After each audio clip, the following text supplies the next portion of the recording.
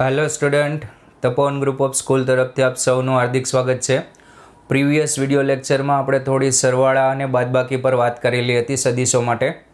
આ લેક્ચરમાં આપણે વાત કરીશું સેક્શન ફોર્મ્યુલા.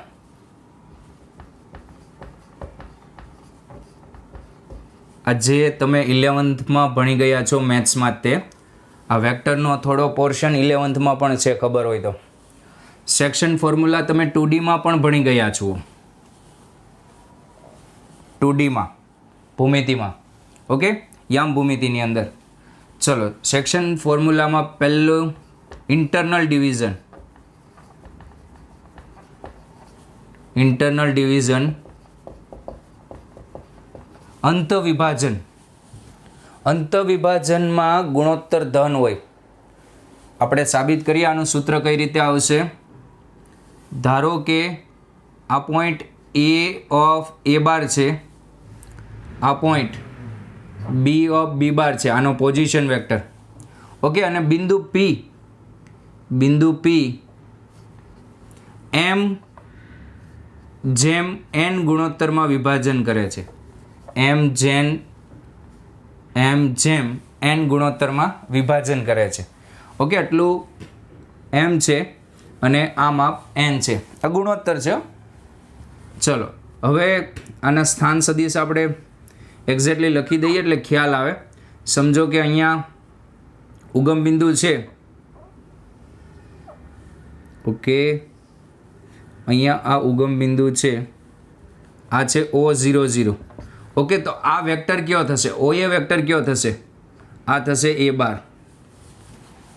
કારણ કે OA એટલે A માઇનસ O, ખબર છે ને. આ વેક્ટર કયો થશે? OB વેક્ટર કયો થશે? અહીંયા OB વેક્ટર થશે B માઇનસ O, એટલે આ થશે B બાર. આપણે આ વેક્ટર એટલે આનો સ્થાન સદિશ, આ વેક્ટર મળે એટલે આનો સ્થાન સદિશ મળી જશે, દેખાતું હોય તો.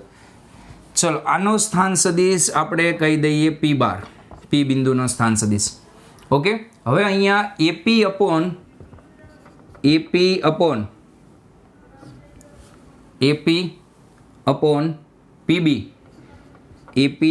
PB, આ M જેમ n આપેલું છે, તો તમે આને આ રીતે પણ લખી શકો, n AP m PB સદિશમાં પણ લખી શકો. અત્યારે પહેલાં મેં ખાલી માપ જ લખ્યું હતું કે આ રેશિયો આટલો છે, પણ આને તમે આ સમરેખ પણ કહી શકાય, એટલે આ રીતે પણ લખી શકો.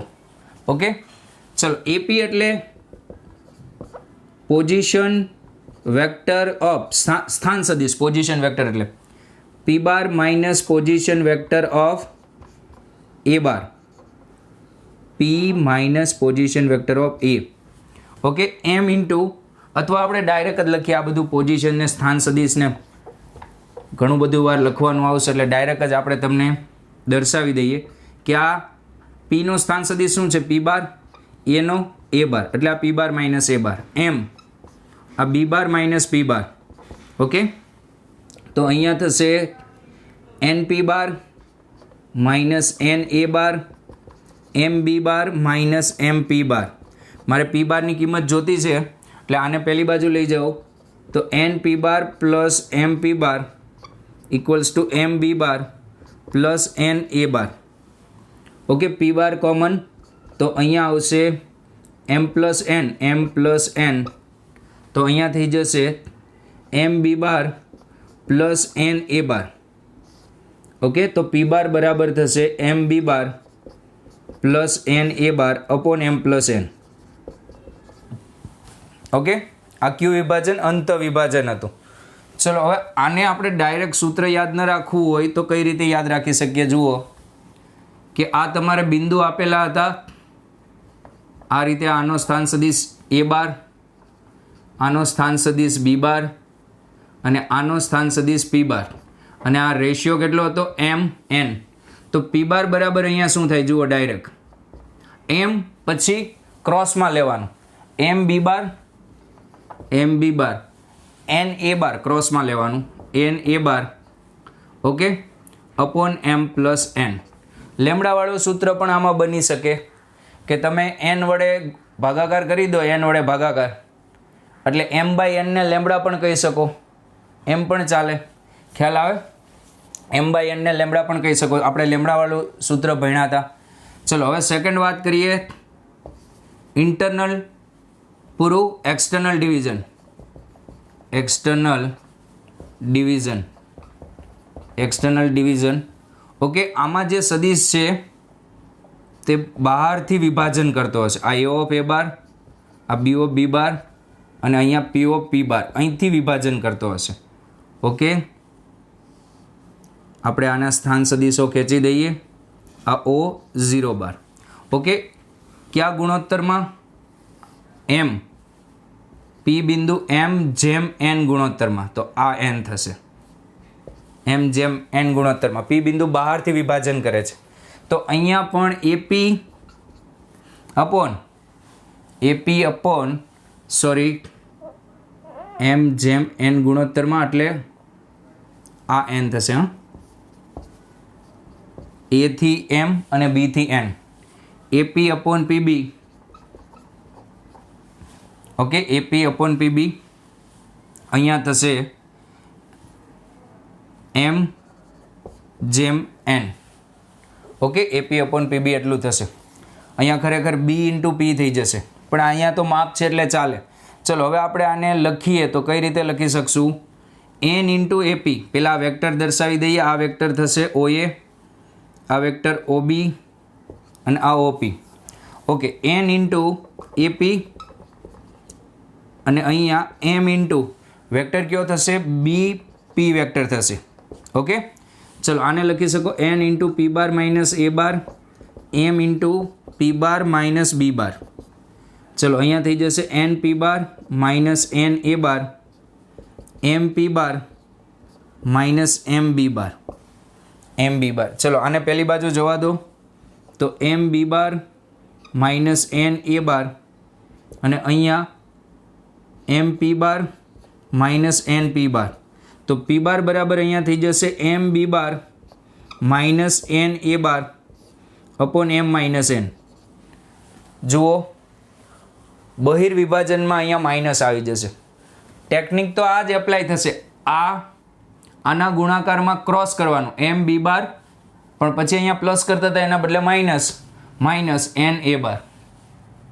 યાદ રહ્યું સૂત્ર? તો બહિર્વિભાજન માટે આ સૂત્ર આવશે. ઓકે, ચલો. અથવા આપણે એ રીતે પણ વિચારતા કે આમાં કઈ તરફથી વિભાજન થતું હતું? એ તરફથી. દેખાય છે? અને આમાં પણ એ તરફથી જ થાય છે. ચલો આ સૂત્રનો કંઈક ઉપયોગ કરીએ. હવે સમજો કે અહીંયા મધ્ય બિંદુ હોત, અહીંયા જ લખી દઉં ને, પી મધ્ય બિંદુ હોય તો આ ગુણોત્તર એમ જેમ એન, આ એમ બરાબર એન થઈ જાય. પી મધ્ય બિંદુ હોય ને તો એમ બરાબર એન થઈ જાય. આ બંને માપ સરખા થઈ જાય. તો અહીંયા તમારે શું આવે? મધ્ય બિંદુનો સ્થાન સદિશ શું આવે? એ bar plus B bar by 2. જો મધ્ય બિંદુ હોય તો એમ બરાબર એન થઈ જાય કે નહીં? ઓકે, ચલો હવે આ જ નિયમને આપણે ત્રિકોણમાં એપ્લાય કરી અને અમુક સૂત્ર તારવીએ વ્યવસ્થિત રીતે. ચલો નેક્સ્ટ એક્સટર્નલ. હવે વાત કરીએ મધ્ય કેન્દ્ર તારવીએ. ખરેખર મધ્ય કેન્દ્ર તો તમને ખબર જ છે, એ bar plus B bar plus C બાર અપોન 3. પણ આપણે સૂત્ર તારવીએ તો થોડું ઘણું ખબર પડે તમને.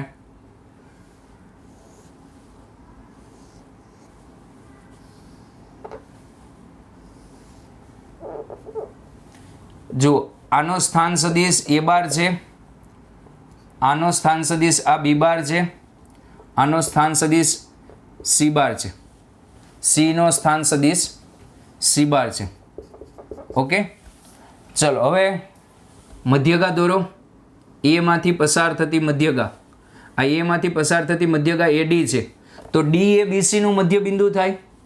ઓકે, ડી એ બીસી નું મધ્ય બિંદુ થાય. આ શેના માટે આપણે વાત કરી છે ભાઈ? સેન્ટ્રોઇડ માટે વાત કરી છે, મધ્ય કેન્દ્ર માટેની. તો અહીંયા ડી એ બીસી નું શું થશે? મધ્ય બિંદુ. તો ડી નો સ્થાન સદિશ શું થશે? એ ધારવાનું નહીં, બધું ધારશો તો બધા અજ્ઞાત જ થશે.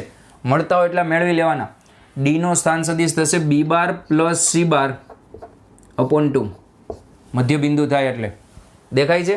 હવે મધ્ય કેન્દ્ર મધ્ય કેન્દ્ર જે છે મધ્યગાનું 2:1 ગુણોત્તરમાં વિભાજન કરે. મધ્ય કેન્દ્ર મધ્યગાનું 2:1 ગુણોત્તરમાં વિભાજન કરે. તો અહીંયા હું જીનો સ્થાન સદિશ જી બાર મૂકી દઉં. હવે મેં તમને શીખવાડ્યું તો એ રીતે જુઓ. જી બાર શું થશે? જી બાર અહીંથી ક્રોસમાં લેવાનું. ક્રોસમાં એટલે અહીંથી 2 થી ક્રોસ આ થશે. દેખાય? અહીંયા દર્શાવું ખ્યાલ ન આવે તો.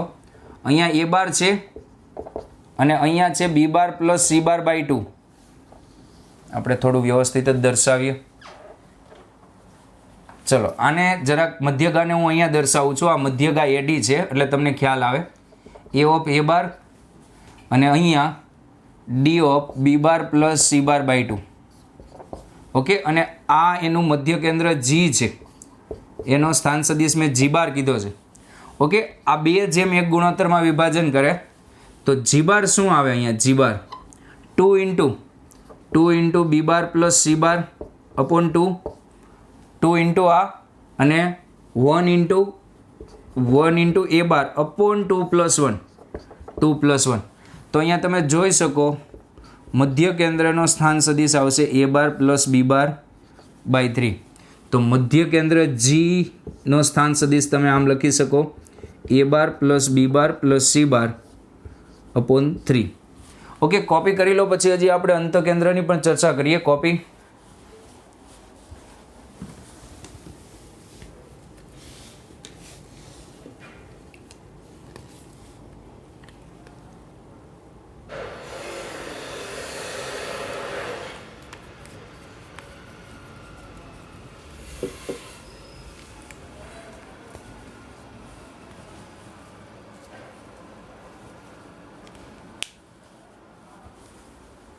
ચલો હવે ચર્ચા કરીએ આપણે અંતકેન્દ્રની.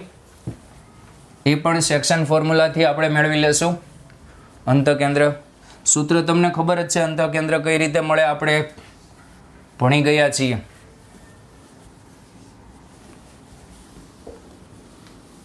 એટલે હવે તમારું 12મું પૂરું થવા ઉપર છે.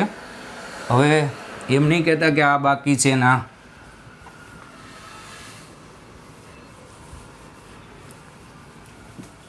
અમુક જે બાકી છે એ તો પૂરું થશે જ.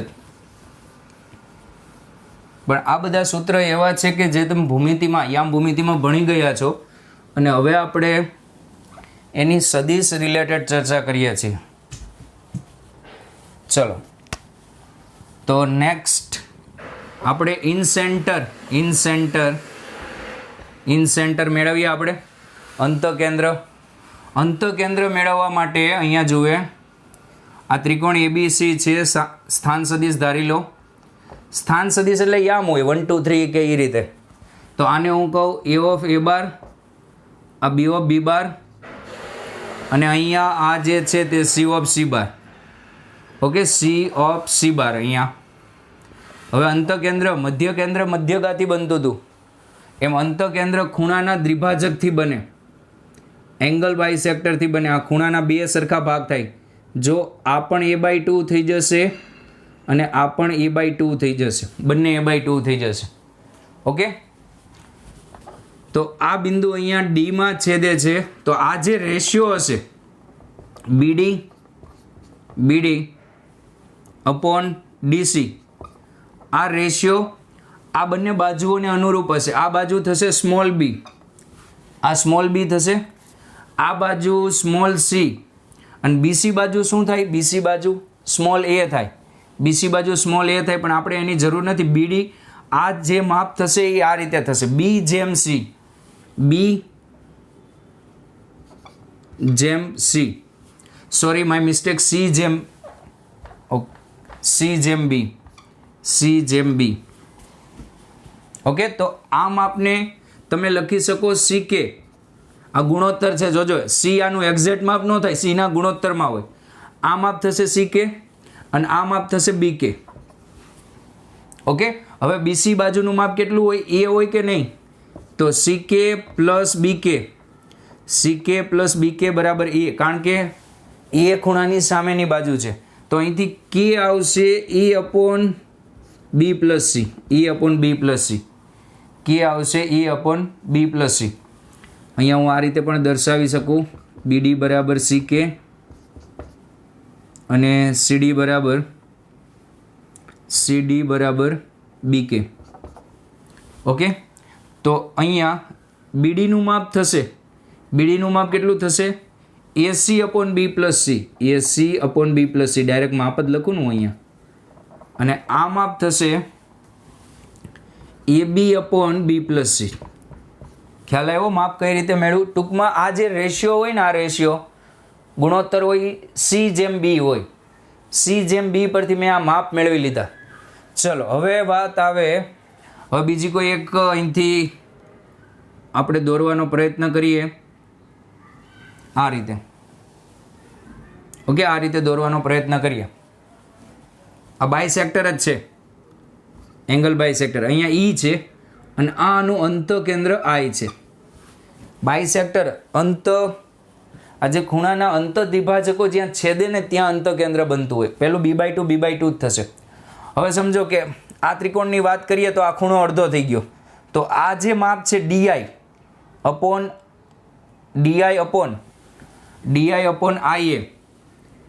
ત્રિકોણ ABD માં DI/IA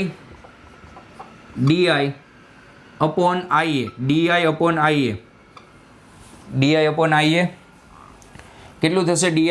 DI આ થઈ જશે AC/B+C છેદમાં IA એટલે એ C થઈ જશે. ઓકે, તો આ જે રેશિયો છે તે થઈ જશે A/B+C, A/B+C. દેખાય છે DI/IA માં. હવે હું આને છે ને આ રીતે સેપરેટ લખું છું, જોજો. A પછી I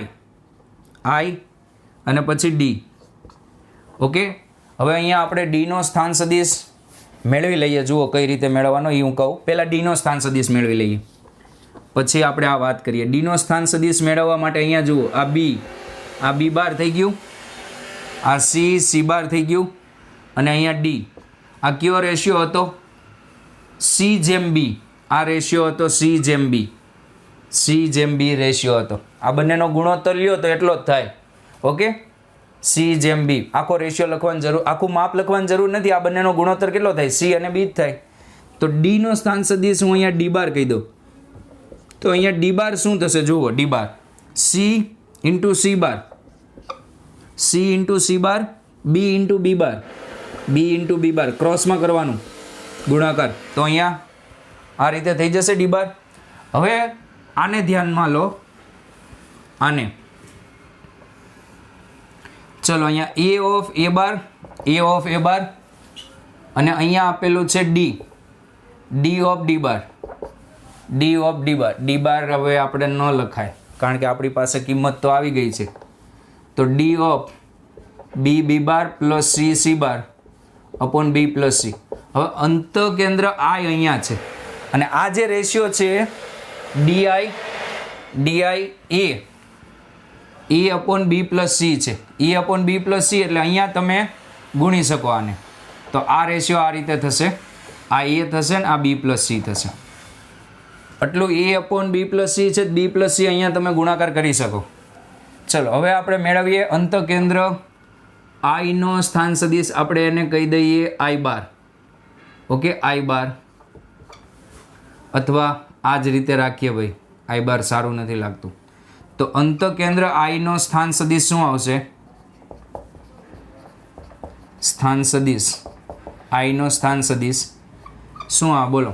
B+C આના ગુણાકારમાં આ B+C ગુણાકારમાં B bar plus C bar upon B+C, A into A bar, cross ગુણાકાર A into A bar upon આનો સરવાળો A પ્લસ B+C. તો આ આવશે A bar plus B bar plus C bar upon A bar plus B bar plus C bar. A bar plus B બાર. આને આ રીતે પણ લખી શકો. E એટલે કઈ બાજુ થશે? BC A bar plus B એટલે AC B bar plus C એટલે AB A bar, sorry AB C bar, A B C bar અને અહીંયા થઈ જશે A bar plus B bar plus C bar. Okay, આ અંતકેન્દ્ર હતું. ચલો એક સિમ્પલ ક્વેશ્ચન કરીએ હવે આના પરનો આપણે. ચલો ક્વેશ્ચન છે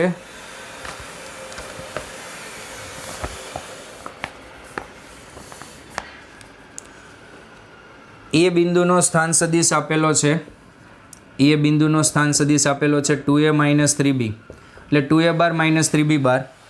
બી બિંદુનો સ્થાન સદિશ આપેલો છે 3a માઇનસ 2b. તો 2:3 ગુણોત્તરમાં વિભાજન કરતું બિંદુ મેળવો. અંત વિભાજન અને બહિર્વિભાજન બંને લેવાનું કીધું છે. ઓકે, એ એટલું છે, બી એટલું છે, તો 2:3 વિભાજનમાં પહેલાં આપણે અંત વિભાજન લઈએ. ઓકે, પહેલાં આપણે ચર્ચા કરીએ અંત વિભાજનની. અંત વિભાજન, અંત વિભાજનમાં અહીંયા જુએ આ એ 2a માઇનસ 3b, બી 3a માઇનસ 2b. ઓકે, ને કયા ગુણોત્તરમાં કીધું છે 2:3. તો અહીંયા પી ઓફ પી બાર કહી દઈએ આને અને 2:3. 2:3નો ગુણોત્તર છે. ચલો હવે વાત કરીએ આપણે. હવે આપણે અહીંયા વાત કરીએ તો પી બાર શું થશે? ક્રોસ ગુણાકાર કરો. 2 into 3a minus 2b, 3a minus 2b plus 3a minus 2b plus 3 into 2a minus 3b, 2a minus 3b upon આ બંનેનો સરવાળો. જુઓ અહીંયા કેટલા થશે? P bar is equals to 6a bar minus 4b bar plus 6a bar minus 9b bar, 9b bar upon 5. તો અહીંયા આવશે 12a bar minus 13b bar 13b bar upon 5. Check કરી લઈએ. 2a minus 3b, 3a minus 2b, 2 into 3 a minus 2b, 3 into 2a minus 3b. આ 6 minus 4, 6 minus 9. Okay, આ 12. Okay, ચલો આ અંત વિભાજન થઈ ગયું. હવે વાત કરીએ આપણે બહિર્વિભાજનની. સેકન્ડ, બહિર્વિભાજન. ઓકે, બહિર્વિભાજનમાં આ રીતે થશે. આ એ 2a માઇનસ 3b, બી અહીંયા હશે 3a minus 2b, 3a minus 2b અને પી બિંદુ અહીંયા હશે. તો આ માપ 2 હશે. ઓકે, પી બિંદુ આ સાઈડ હશે તો જ તે માપ 2 થશે ને. ઓકે, 2:3 ગુણોત્તર કીધું છે એટલે અહીંયા આ એ છે. એ કેટલું છે? 2a minus 3b. આ બી કેટલું છે? 3a માઇનસ 2b અને પી બિંદુ બહિર્વિભાજન કરે છે 2:3માં 2a માઇનસ 3b. સોરી, પી બિંદુનો સ્થાન સદિશ થશે અહીંયા પી બાર. ઓકે, તો આ 2, આમાં 2 જેમ કયા ગુણોત્તરમાં? 3ના ગુણોત્તરમાં. આ માપ 3 આખું. ચલો હવે પી બાર લખો અહીંયા. અથવા કંઈ દોરવું ન હોય ને કંઈ ન કરવું હોય ને તો અંત આ લખી નાખવાનું ને અહીંયા માઇનસ કરી દેવાનું. બસ વાત પતી જાય. 2 ઇન્ટુ આનાથી દૂર કયું થશે? 2 ઇન્ટુ આ થશે દૂર તો 3a minus 2b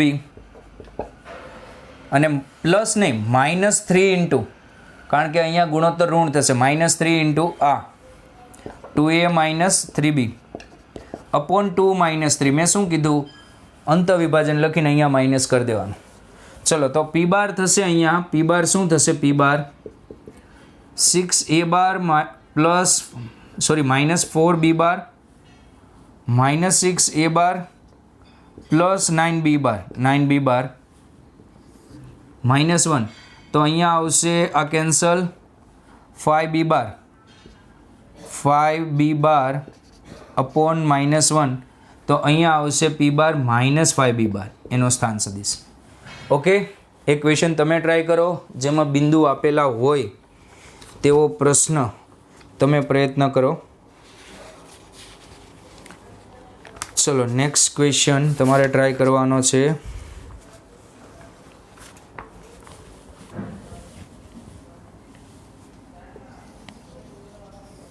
next question આ રીતે આપેલો છે. એ નો સ્થાન સદિશ આપેલો છે i + 2j - k અને બી નો સ્થાન સદિશ આપેલો છે, બી નો સ્થાન સદિશ -i + j + k. તો એબીનું 2:1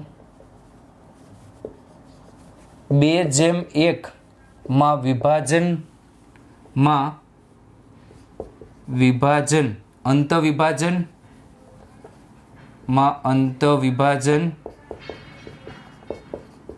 અને બહિર્વિભાજન કરતા બિંદુ મેળવો. ઓકે, આ પ્રશ્ન પ્રયત્ન કરો. આ જ રીતે છે. અહીંયા એ આપી દીધો છે, અહીંયા કાઉન્સમાં શું આવે 1 2 -1 ગુણાકાર તો એ જ રીતે થાય. પછી 2 અંદર ગુણી દેવાના, 3 ગુણી દેવાના, પહેલા ઘટકનો સરવાળો. ઓકે, અહીંયા આન્સર જોઈએ આપણે શું આવે છે. આન્સર તમને કહી દઉં છું. અહીંયા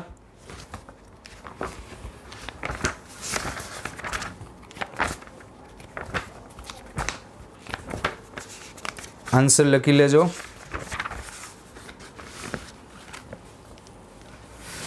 અહીંયા 2 આન્સર આવે છે, અંતવિભાજન અને બહિર્વિભાજન માટે. -1/3, 4/3, 1/3 એક આ આન્સર આવશે. અને બીજો આન્સર આવશે -3, 0, 0 અને +3. ઓકે, કોપી કરો અને આ પ્રયત્ન કરો.